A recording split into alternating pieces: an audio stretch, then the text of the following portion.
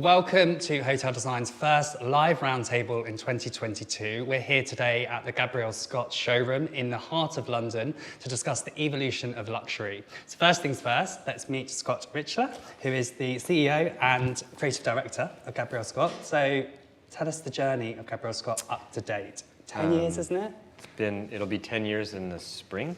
So yes, we're celebrating our 10-year anniversary this coming March. I think we launched originally in 2012 at the ICFF in New York. Prior to that, I come from architecture and fashion background. We launched Gabriel Scott as the intention of the line was to create a range of bespoke, bringing bespoke furniture into a range, so a collection that could be manufactured and exported, but still sort of maintain the sort of very jewel-like appearance of what I had done in my previous career as jewelry designer and fashion designer. So that launched in 2012. As we built the collection of furniture, we started to get more heavily into lighting, and today we're probably known for mostly our lighting range. It's probably about 80% of what we sell and 80 or 90% of our collection. We have some very iconic fixtures like this one, which is the Wells.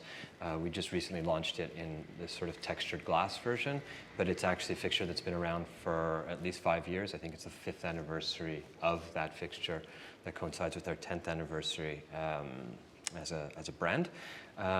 We have a studio and headquarters in Montreal, Canada, and a showroom in New York and a showroom in London here in Mayfair. This one opened in 2019, and which brought me as well to London to stay. And I think we've been servicing a range of clients and growing the business over the last 10 years. We do a lot of residential work. We also do a lot of commercial work with special brands, some of whom I don't know if I can mention. NDAs. But we do a lot of high-end work in the commercial world as well, and some very select hospitality. And we're continuing to grow in the UK and European market through this showroom, and we'll see where we go in the next few years. Amazing. And we have taken over your showroom today. Yes. Gathered around the crystal ball chandelier, as I'm going to call it. And we've welcomed world-renowned designers. So I think everyone should go around and just introduce themselves, and then we'll get into the discussion. So I think we should go to you first, Sam. I'm Sam Hall. I head up FF&E for GA Design. We have 5 offices internationally. Predominantly hospitality design is our core business, but we have residential design, retail, recently architecture and branding. Okay, I'm Martin Holbert, and I run a small company designing hotels, small privately owned hotels and very special homes, and all sorts of interesting things that come along at the same time. Small yet mighty. Hi, I'm Rose. I'm director of These White Walls. We're a luxury-led, concept-driven studio, and we create beautifully crafted, bespoke interiors for high-end hospitality and luxury residential properties all over the world. We've got a small team. We're going a few years, so yeah, it's very exciting to be here. Goodness. Hi, I'm Rachel Luhan. I'm an architect and sustainability coordinator at Orms Architects. We're a London-based practice. We have been working a lot with existing buildings and largely across the commercial and now hospitality sectors. And my role there is involved in developing a sustainability strategy for our projects. I'm Margarita Bulaki. I am an architect and associate at Squire Partners. Squire Partners is also a London-based architecture practice. We are based in Brixton at the department store. Mainly architects, but also have our own interior design department, model shop, branding. We do everything, and across, I'll say, all typologies and the world, mainly though in the UK. Yeah, and Constantina? I'm Konstantina Tutsiku, founder of Studio Lost. We're London-based, a small practice, but we work on large projects internationally. Luxury hospitality predominantly. We do residential, work in nice locations, resorts, and very happy to be here today. Thank you. And James. James Dilly, I'm a director at Jessica & Wiles. I lead the hospitality studio there. That blends architects and interior designers, and through hospitality we work in hotels, casinos, cinemas, some specialist retail and some ships. Brilliant. So it's a big topic, luxury and how it's evolving moving forward. So I'm going to just start off by talking about materials and get straight into it. The materials that were commonly sort of associated to luxury, I think way back when, were sort of gold, silks, leathers. What materials and colours and, dare I say it, trends are you seeing sort of dominate the interior design industry in 2022 and beyond? Anyone can take it. James. I think there's two things I think which are focusing us at the moment. One is the natural qualities of materials. I think people have moved away from things which are synthetic or appear synthetic, so things which have been polished to the point where you can't see their inherent natural qualities that have come from nature, whether it's timber or stone. So authenticity is one, and overlaid on that is craftsmanship. I think again people are very interested at the moment about how the human touch can form and shape materials rather than a machine. Again, things which are polished to the point of not being recognisable. So I think the two things interlink, but I think nature and human touch craftsmanship. Mm. So Martin, talking about nature, your project with The Grove is massively inspired by nature, but what's really interesting with that project for me is that you worked on the original design and then you've redone the design recently. How was luxury defined differently in the new revamp? I think, even in the first time around, we chucked out the idea of the notion of luxury because, we didn't want to create interiors that were similar to lots of those at the time. And so we were challenging ourselves and re-looking at everything, and that's actually our natural way of doing things as it happens. So recently, looking at it, we just had an open mind. So I've always considered unpolished wood as opposed to highly veneered polished wood, or sackcloth as opposed to silk. Or in fact, we've quite often mixed them all up together. So we're not really particularly interested in whether something is terribly expensive, because that might sit next to something that is very affordable.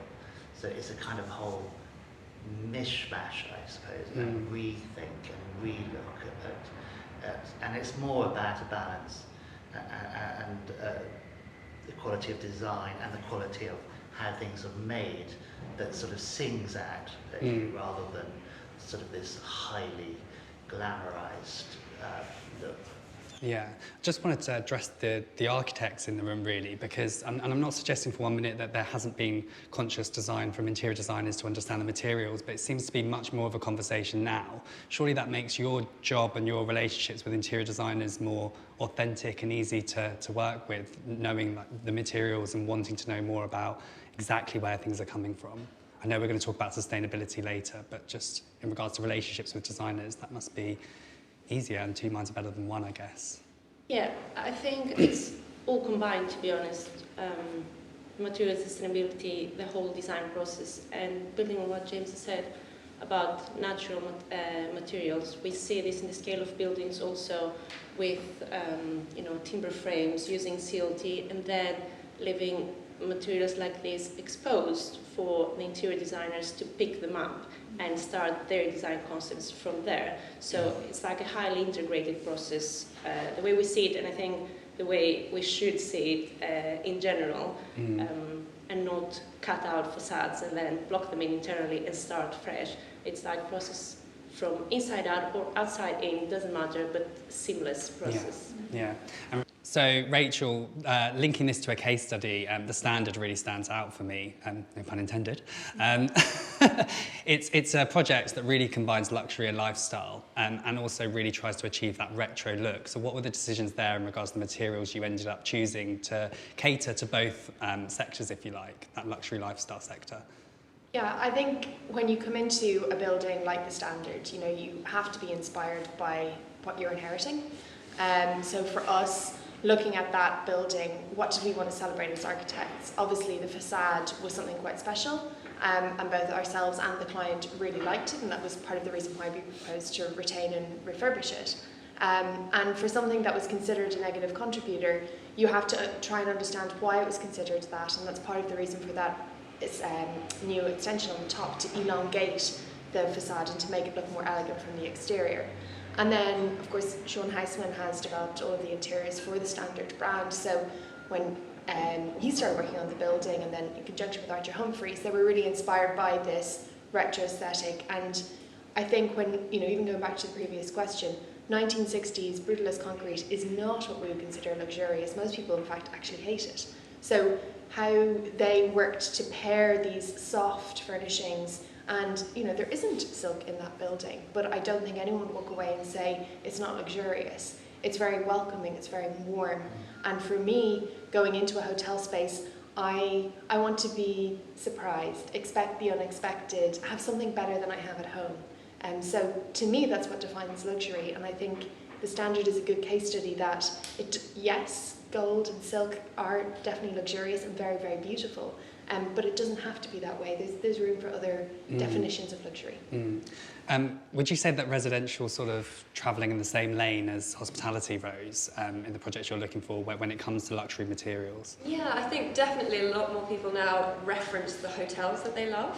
You know, you have a conversation with them and you want to understand where are you now, but where do you want to go? And you want a sense of escapism in your own home, and I think particularly considering what we've all just been through and still continue to go through, is bringing escapism into your own home is actually really important. So where do people go? They go to hotels and the places that they run to and take inspiration from there. So I feel like, yeah, there is more of a sense of bringing in more of the golds, but then also more of a sense of rustic luxe as well. So it doesn't have to be... And pared back design. And pared back design, exactly. And things which give you a sense of intimacy and luxury and in comfort and connection.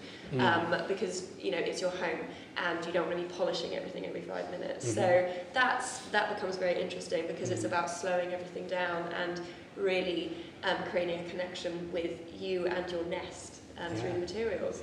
So it's all about like how luxury makes you feel, rather than making you want to behave, exactly. To make you over formal. Overly formal, absolutely. You really want to chill, and so luxury is about, at the moment, yes, exactly, about relaxing and calming it down. It reminds me actually when we were designing Hyde in the ground floor restaurant, and everyone tried to kick back about the fact they wanted to put rocking chairs, because nobody puts a rocking chair in a formal fine dining space. And what was really funny is we managed to get quite a few in there, and people initially walk in and then, would you like a rocking chair? And I'm like, oh God, no. And then they'll sit in it, and by the end of the meal, they're just like, they're absolutely loving it. Anyone else want to go? Yeah. You've got a rocking chair in the lobby, haven't you? Yeah. Well, there you go, there's a trend. Constantina.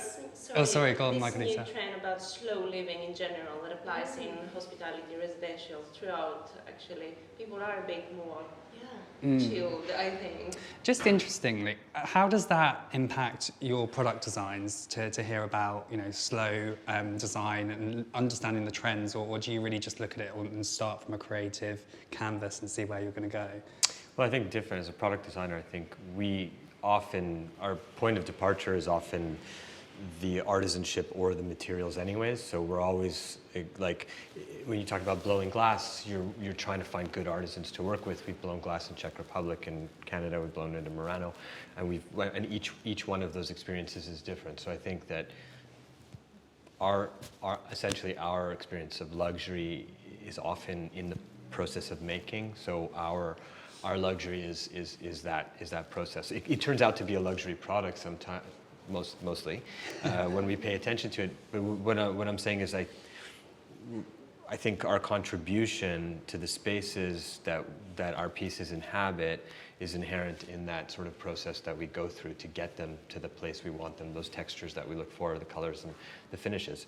And then speaking about things that aren't so polished, we're actually working on a collaboration coming up this, it'll probably be out in the fall, with a studio that's based in London actually. And it's quite interesting because sometimes products that are not polished at all are really, really hard to make. Like making clay or pottery in certain ways. First of all, the curing processes are very long, and the larger the pieces, the harder they are structurally to build. And very often it's got nothing to do with that whole process of polishing. It's actually just making the thing and so luxury is interesting. It's an interesting question because what defines it as luxurious, right? So you know something that spent, someone in the studio spent that many hours making. It's not able luxurious to replicate as well. That to me instills luxury as well. Yeah. And it's interesting, this idea of luxury being related to time, and obviously time is then valuable. So the more time that you put into the making of something, maybe the more valuable it becomes. Yeah, and people. Funny enough, this whole idea of shortages or delays in production that we've experienced has convinced some clients who are otherwise not movable. Like we have some clients, mostly Americans, who need stuff immediately, and because they have a dinner party in 3 weeks. And this fixture that takes a long time to build absolutely needs to be there, and when they kick and scream about it in the beginning. Those same clients have learnt throughout this period of time that good things take a while to make. And it's quite interesting how it's come back around. People don't ask for product in 3 weeks anymore. They've accepted sort of that it takes time. So that's a nice, I think, when you said slowing down, something has happened that has allowed people to sort of understand process a little bit better by force of nature. Yeah.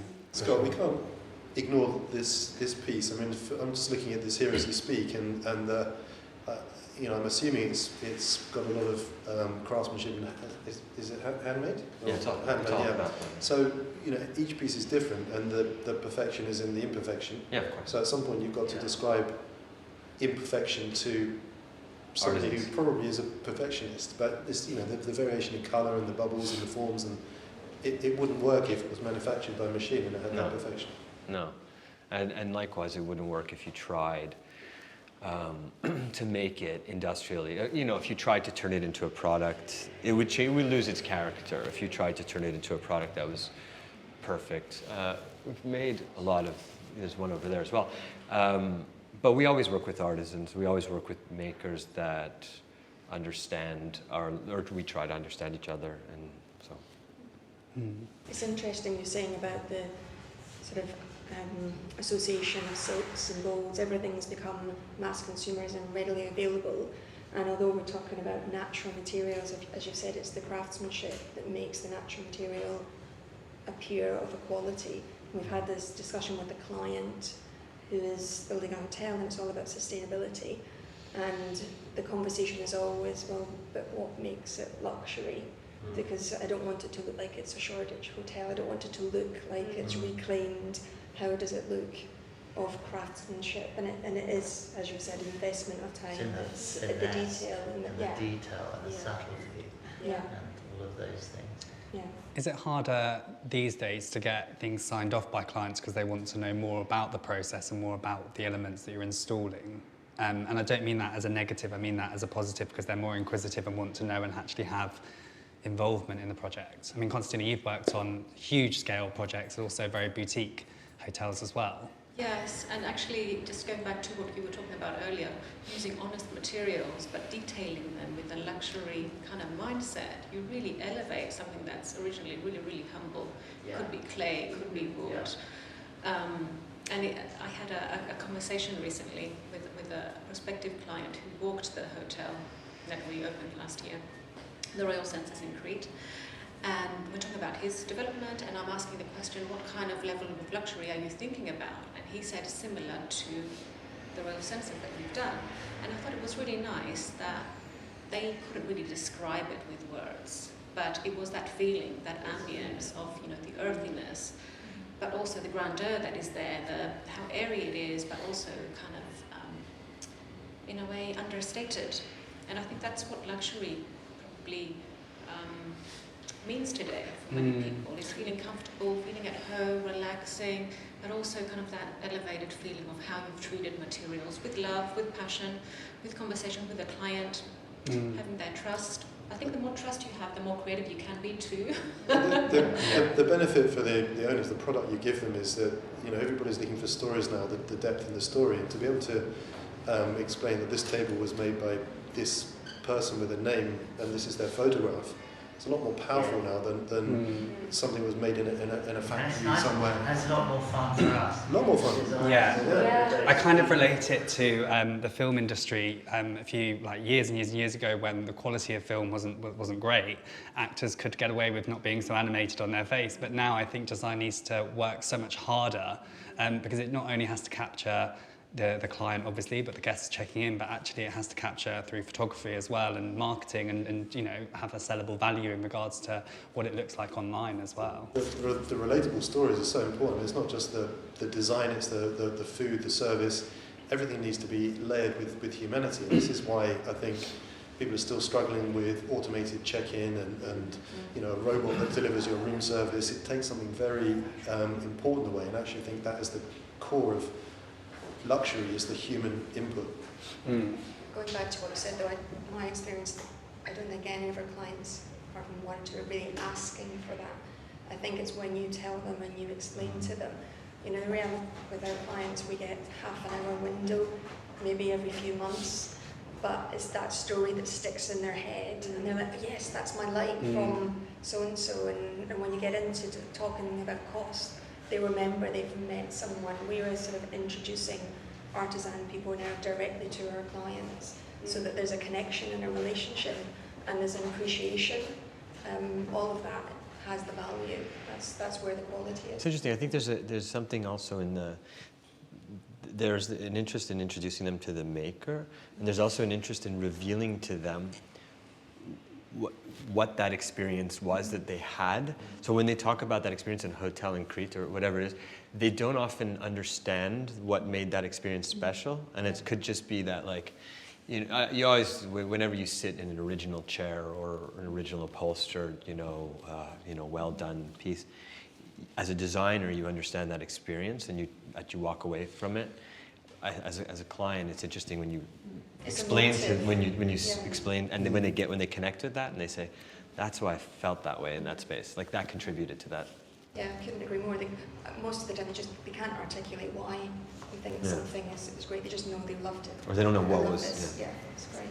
You really have to know the client, don't you? You really have to. It's so interesting. We did something a couple of years ago where there was a cigar bar, and somebody said, well, what's the most expensive cigar you have? And they said, well, it's the one that's going to happen next Tuesday when we're flying in a lady who makes cigars in front of you from Cuba. She'll make you the cigar. That's the most expensive cigar we've got. And the place was full. People lining up to smoke the cigars that she'd made in front of them. And we have another bar where they have next door to a cathedral, there's beehives on the roof, and the cocktails use the honey from that beehive. People like this story. It's authenticity, and you can't do that with something that's so heavily manufactured. And that's where we are with luxury at the moment. But I think this is a transition sort of from how it looks to how it feels. And for us as designers, it's like a story for an experience.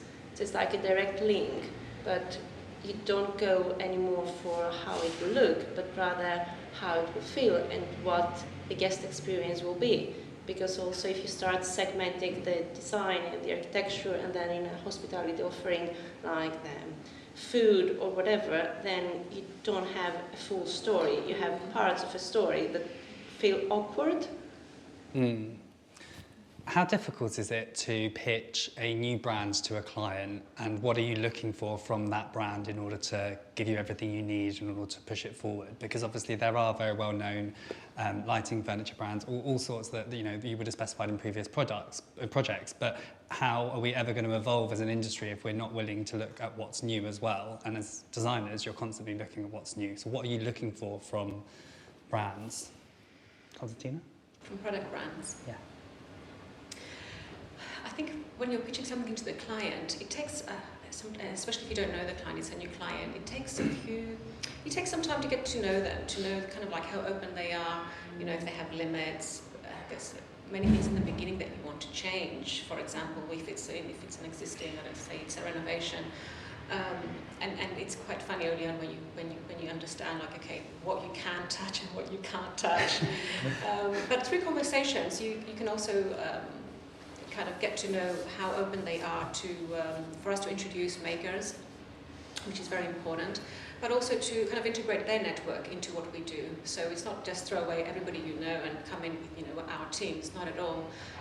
So it's a very, you know, our conversation that is very organic, and it's through several weeks, months, where you kind of see who are, it's like putting a recipe together. What are the ingredients we're going to use? So that's really important. Getting the right match to, you know, the right chemistry to match a brand, a product. Where is it made? Is it easy for the client to communicate, you know, with this company? Does it work with the brand? Does it work with the concept? All these things. So I can't really say there's a prescription for it. No, it's just a process that you go through. It's very But in your open-minded. opinion, yeah, and our clients, Absolutely. your clients at least, are they open to new suggestions and are they expecting that?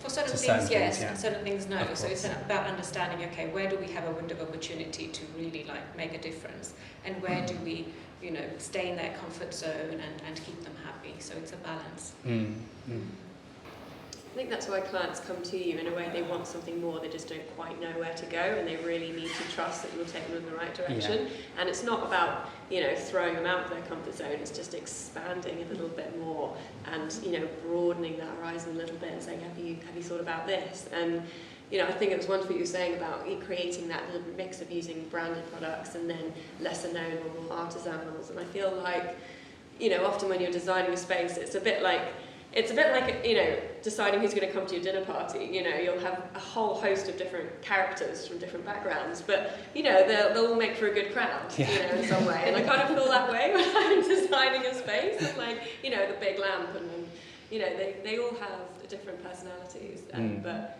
when they harmonise together, it does something quite magical. And it's more interesting too, design-wise. Yeah, of course. I think also just the nature of where we're all heading in business and work, day-to-day work, we're so busy. There's little opportunity to, you know, come across new brands sometimes or make that time. So it's tough.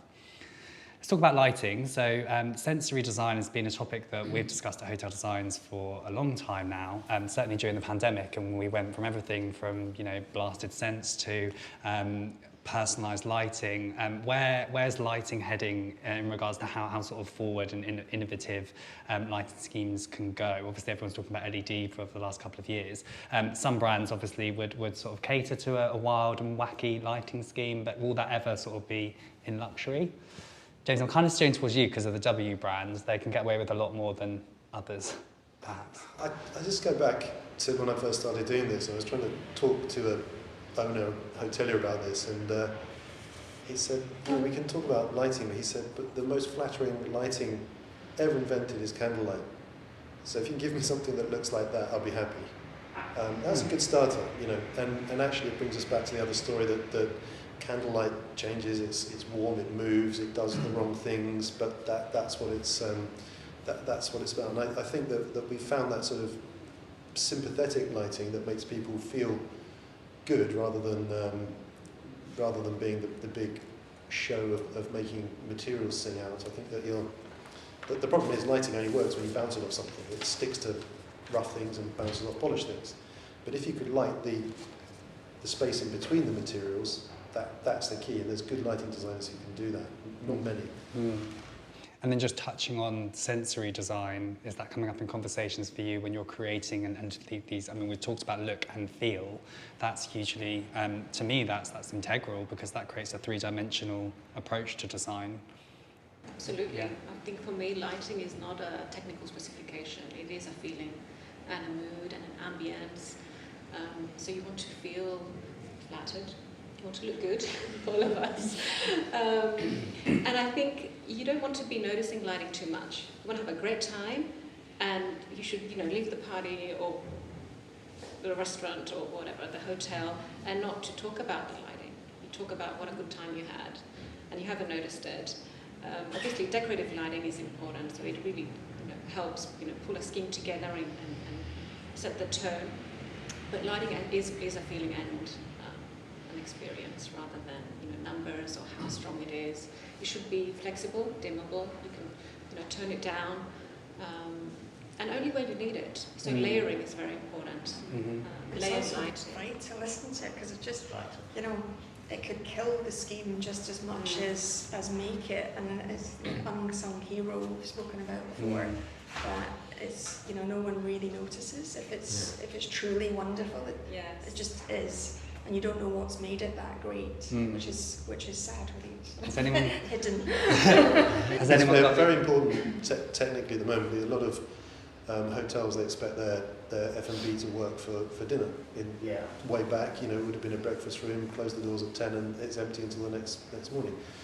Now, if people are smart, they'll design the one restaurant is one for dinner, and then it works for breakfast and lunch as well. But it's mostly through lighting that you can transform the feeling in the morning, the feeling at night to make it work. So it is fundamental now. There was a case study with that in mind that was really inspiring, really drew my attention. In Claridge's, they've got remote control spots, so they can change where the lighting focuses obviously on the dish. But within a heritage building with such an innovative modern lighting scheme, the juxtaposition works perfectly, but that's quite a risk, I guess. It's a real risk because what happens is the go on, tell waiters me. move the table. They don't have time to move the lights or reposition the lights. So you go back in a month's time and it's a complete mess. Have you seen that before? Yes, Oh, okay. it's brilliant. But in reality... So it's brilliant on launch day? Yes.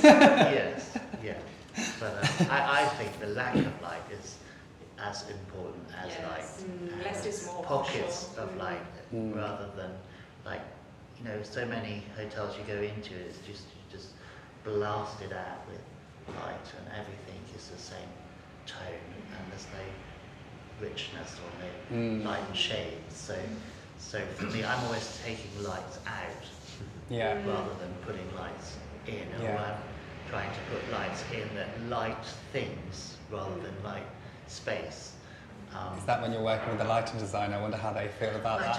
I don't really work with many lighting designers, but I'm looking for one, and I would also. I've got some ideas as well. Yeah.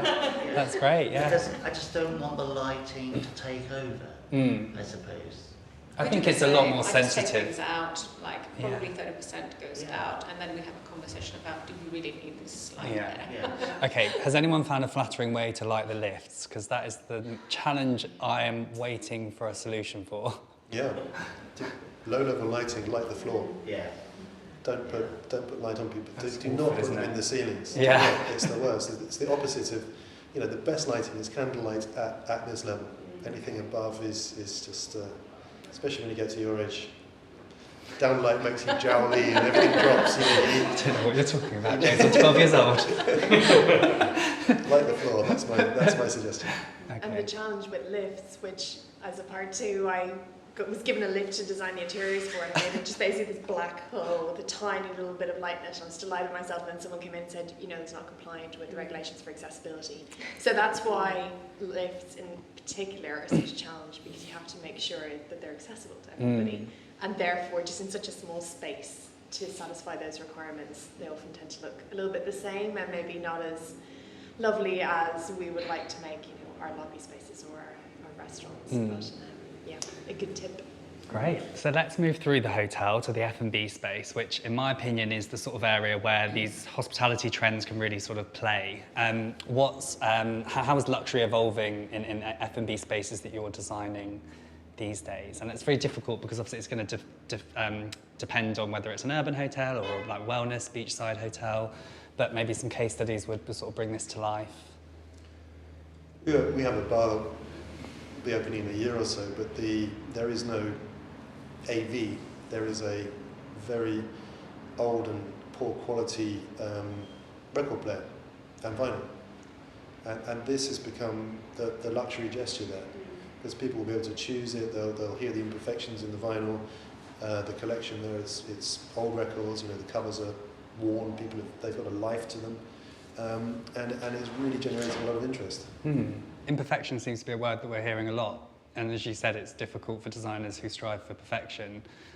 As someone who's designed hotels for a few years, No, how's it changed? That was a new one. You know, that you speak to there's an AV consultant. We don't want an AV, we want an old record player. Yeah, I didn't have those when I was. I don't know how to respect for that. It's interesting how you were saying earlier about, you know, residential properties being inspired by hotels and sort of vice versa. I mean, you know, we've just been working on a boutique hotel in Italy, and as you go in, there's an honesty bar. You know, it's a bit like you would have at home. You don't have to pay, and they're just expecting guests to help themselves and be honest about it. So there's, you know, you're just setting up a relationship of trust there and informality, which is something quite fun to play with, and maybe you can only really get away with it in boutique hotel spaces, but that's something that you have to dare to do that. Yeah, it's just nice that there are disruptive things happening to just change things up. Oh yes, I'm sure. And let's talk about cruises. Obviously, the atrium in the P&O cruise that you guys designed. How did you try to take luxury to a new level there? Because cruises, you know, in the past. That was really about taking something out. I mean, taking lighting out. A lot of the ships of that size, they have something at the centre, often a light fitting. And there was an example of a ship that had been launched a year before, where the central point was this light fitting that cost £250,000. You know, it was fabulous. It was maximalism, and we actually just took all of that out, and we've made a spiralling staircase with nothing in the middle. The void is in the middle. That's where you stand to see your partner coming down for dinner, or you know, the Instagram moment is where people feel really good about themselves, taking this journey and celebrating the arrival, rather than looking at a sculpture, which is one photograph on the first night, and then it's done. So less was more in that case.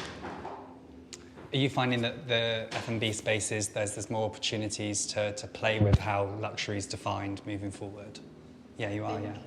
I think, that, you know, the farm-to-table approach with food is naturally informing the space. So people want the authenticity of the materials.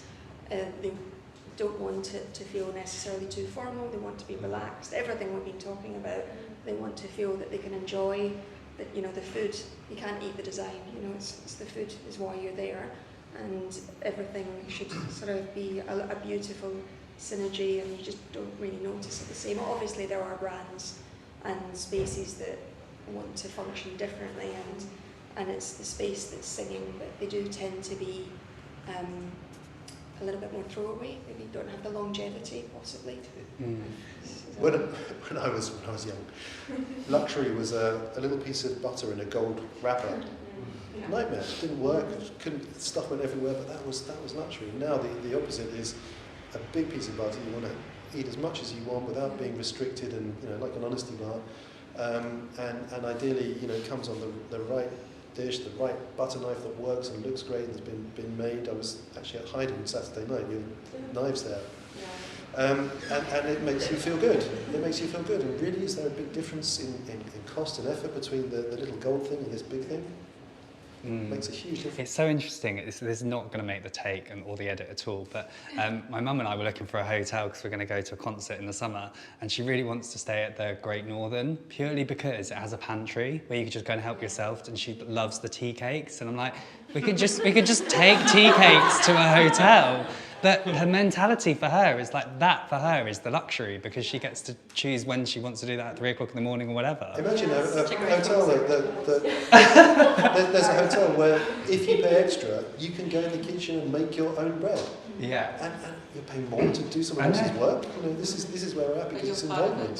You know, we did a resort hotel out in Zanzibar, and people want to go into the spice garden, and they'll choose the spices, then the chef will create the dish around what they've picked and what they've chosen. You know, people need to be involved. That was a game-changing hotel, though, the Zuri Zanzibar. It's super sustainable from the ground up and through hospitality. And what was it about that hotel that really sort of I actually think it did change the game for the rest of the industry. They looked at it and said, actually, that's how we react. Instead of greenwashing, we use a sustainable hospitality initiative. Actually, no, from architecture to design through hospitality, that was the answer. It would be nice for us to take credit for it, but you can't greenwash something if there is no power and no clean water and no labour and all of those things. You have to make it there. So we were forced into taking a sustainable approach. But then if you actually got there we have a women's group outside of the various training things, but they were making artefacts, and everything's made within yards of the hotel, not within the region or the district, partly because there wasn't any other way, but partly because it's a nice story. And then the training programs, you want to see the right person mowing the lawn. It makes you feel good and calm, and it's real, and it's not being in this artificial world. Well, Rachel and I were talking the other day, and we were saying about the word sustainability, and there are so many buzzwords going around, but actually what you're really describing is just a conscious approach to design and hospitality, so it's not just about being sustainable for the environment, but actually being in touch with the community, having that textured approach. Not for us to take credit for it, but hotels are good little microcosms of little towns where you can teach people all kinds of skills, from accounting to gardening to maintenance to craftsmanship to housekeeping, all of those things. It's a really good way of training people, and the graph on that was you start with this many expats running the hotel, and over a 10-year period you want to get it down to the absolute minimum possible. Just the GM is flown in, and then the longer term plan is even the GM is local. That's sustainable. Yeah, for sure. So sustainability and luxury haven't always sort of been travelling in the same direction, I don't think. Rachel, perhaps you can talk to us through this, because I know that Orms is really keen to change this. We spoke the other day on our podcast, which was amazing, but tell us a bit more about what Orms is doing to ensure that luxury and sustainability is sort of working together moving forward. And you're really pioneering this, because you are the sustainability expert with it. This is me. Well, myself and my colleague Rosie work closely together on this. But I suppose my bugbear with the word sustainable is it's usually seen as an inferior product. So, what does sustainability look like in a Mayfair situation? How do you evoke this aesthetic by using reused materials? Can you? Is it doable? Yes, you can do it in Shoreditch. Can you do it in Mayfair? So I think that's the challenge, and also then our opportunity. So when I come in and start speaking about sustainability, I'm not expecting that you stop designing the way that you have. I just want to maybe show you some alternative ways of looking at things. So what we've been focusing really heavily on is reuse. So as an industry, we're quite good at reusing existing buildings, as long as they stay where they are. We're not so good at, as soon as a material leaves a building, reusing it at that point. Yes, you have the small anomalies, the reclaimed brick, which typically fetches a higher price than in new. So we do treasure some materials, but not all. So what I've been looking at is how can we reuse what we've got, and how can we make sure what's going in new is reusable in the future.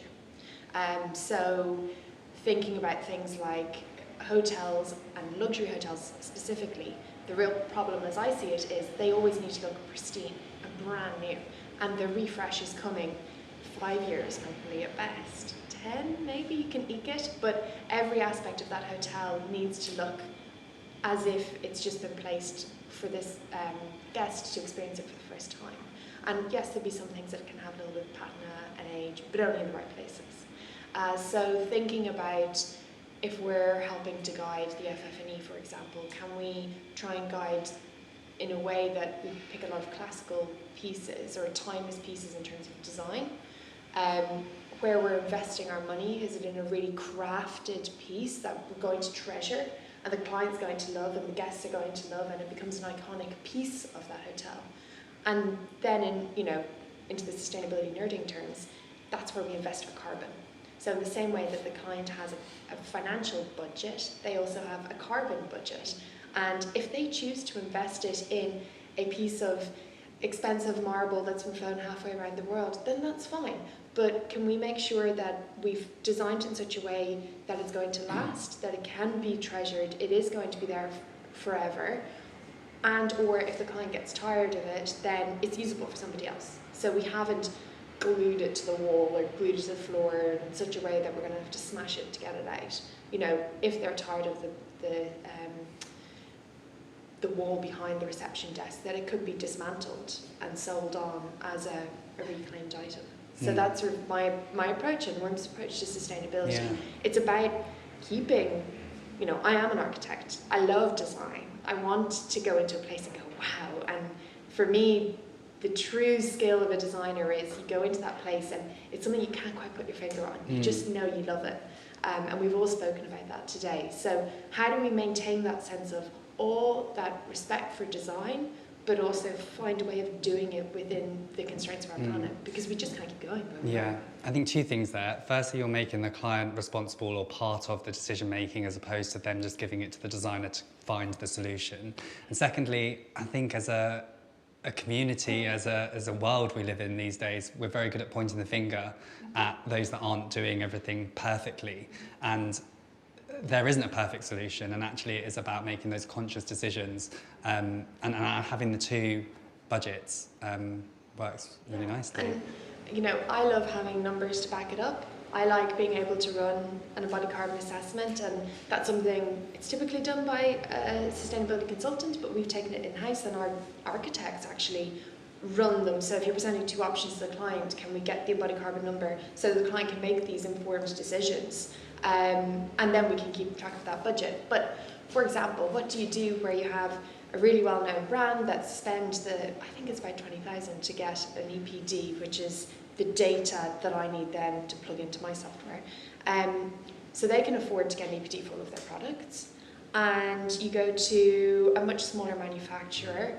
Each product is bespoke, but you know the story behind it is there. You can see their supply chain, you can see their manufacturing process. You know that it's the right thing to do, the better choice, but they don't have the data. And they can't afford to put solar panels on the top of all their factories and claim that they're net zero operations. So how do you make those decisions? I think people have this perception, well, you have to choose the one with the data and pick the one with the lowest impact.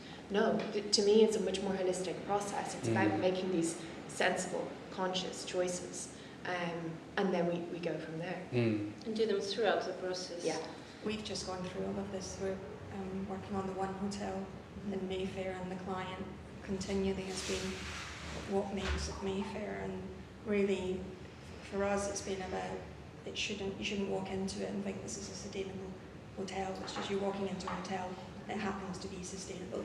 And it's really not the selling feature. It should be like breathing, and it should be something that's happening regardless. At the moment, people choose to do it because we want to do it. Yes, there's a selling feature around it, but I think unfortunately without some more legislation, that's what's needed with larger companies. We're fortunate we have a client that really has bought into it and wants to be authentic, and suddenly as designers, and it's brilliant because it's really given us a kick, and as designers it's like, what can we get in the in a 10-mile radius, what's in a 20-mile radius, and we're really trying to scour for people that we wouldn't have considered before, and it's been really inspiring.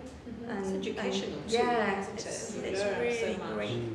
You know, you kind of become blinded by it all, but you're quite right, it is then, unfortunately, budget always comes into it, so it's really, where do we want to put the money, what's important, there has to be a compromise all the time, so where is the compromise, and as long as we're doing it and there's a reason and a rationale behind it. Yeah, and I think hotels have a really, really tough job. You know, it's become really, really common in the commercial world. Offices, we measure the embodied carbon, it's getting easier and easier, more and more data is coming up. Hotels, I haven't seen a lot of embodied carbon assessments and a lot of carbon assessments for hotels. And this is sort of my area of interest and what we're going to be looking at in the coming years, because I think the hidden cost in terms of embodied carbon is going to be the frequency of the fit outs. So when you're doing an assessment, there are assumptions that you make about how long the floor is going to be kept for, how long the partition is going to be kept for.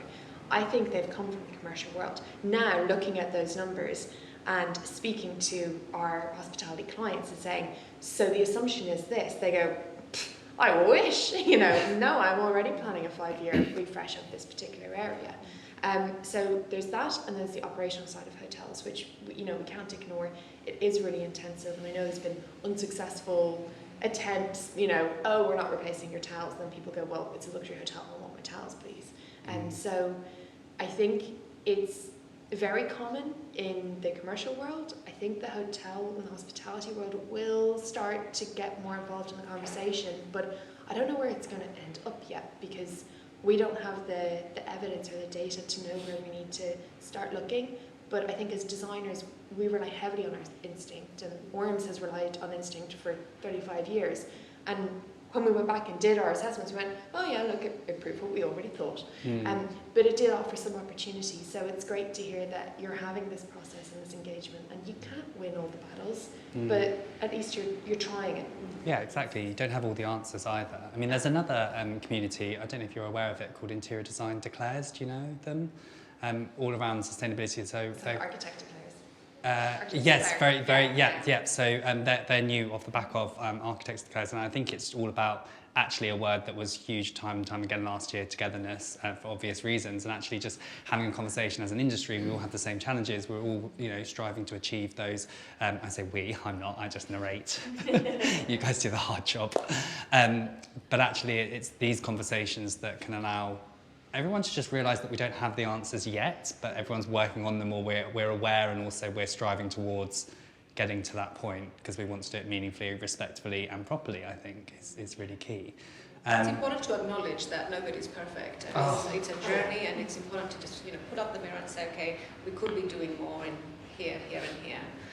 But it will take time, and I think different brands, different hotels will do it in their own way that suits their operation, and some have it woven around their brand, like the Six Senses, and others not.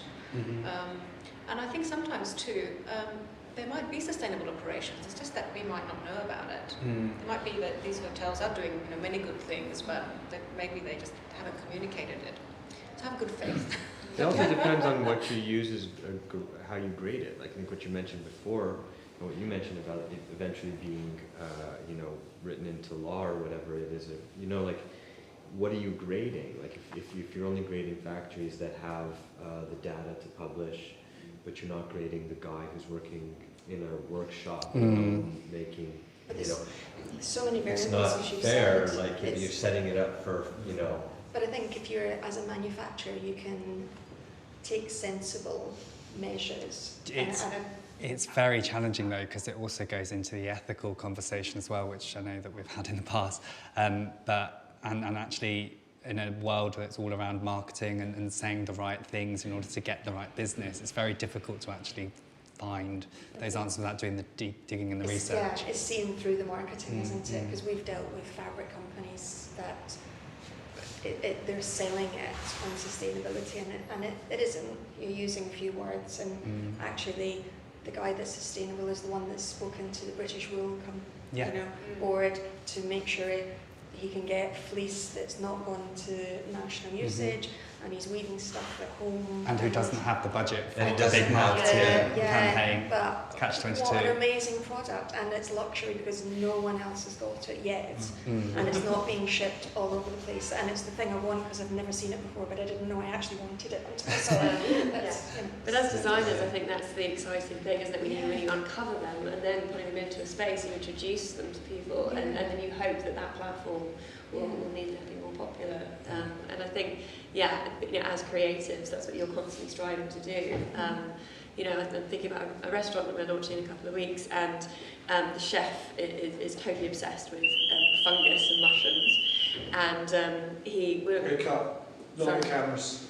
Just start that again. Okay. Working on a restaurant. There you go, I got it for you. Just because of the alarm. Line. Line, please. We'll wrap it up after this as well. Sure. So it reminds me of a restaurant that we're currently working on opening in a few weeks, and the chef is obsessed with fungi and mushrooms, and he came across this. It's a construction material. It's like acoustic panels made out of mycelium, and he loved it. And he was like, "Oh, I'm just going to put it all over the wall," which is a terrible kind of grid system. And we're like, "Okay, great. This is a fine dining space. How can we elevate this material and intrigue people without it being, really pushed in the face?" So we've kind of created these mirrored panels that were beautifully lit, And so there's a mycelium wall that's going to run along that whole building. Nice, yeah. And you know, that's a really unusual way of customising that material. That reminds me of the cutlery on the walls at the Grove. Yes, we run out of budget for that.